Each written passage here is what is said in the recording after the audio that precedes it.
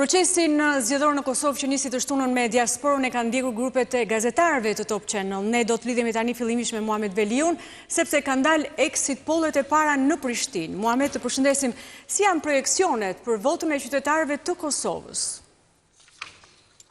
Monika, mirëmbrëma nga ambientet e jashtme të selisë vetëvendosjes, nga ku pritet të mbërrijë kryeministri Albin Kurti, i cili sipas të gjitha exit polleve të deritanishme është fituesi i këtyre zgjedhjeve. Megjithatë, partitë e opozitës nuk kanë mundur të prodhojnë një rezultat i cili do ta zhbllokonte këtë krizë të gjatë politike këtu në Kosovë. Le të shikojmë pak shifra se çfarë thonë exit pollet.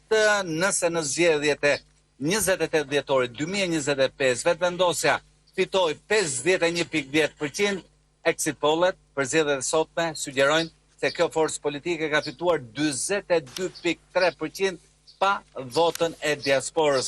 Gjithsesi, një rezultat në rënje kjo për vetëvendosjen.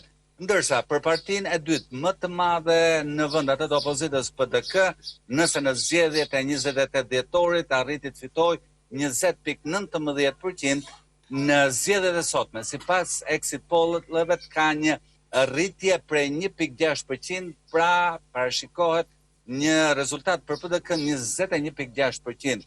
Ndërsa për LDK-n, e cila në zgjedhjet e shkuara mori 13.23% dhe mund të thuhet exit pollet, surpriza këtyre exit polleve është LDK-ja, e cila ka pësuar një rritje sipas këtyre exit polleve të sotme me 17.3%. Ndërsa Alanca për Ardhmërinë e Kosovës, nëse në zgjedhjet e shkuara arriti të marrë 5.50% të votave, exit pollet e sotme, edhe këtë forcë politike e nxjerrin me rritje 6.6%.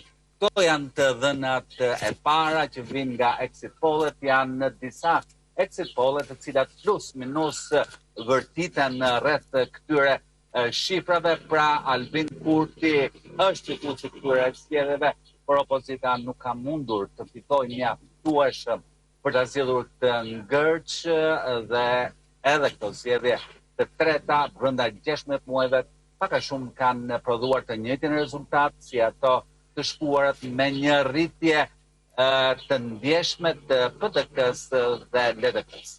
Mirë, faleminderit Muhamet Veliu për këtë raportim të drejtë për drejtë nga Prishtina.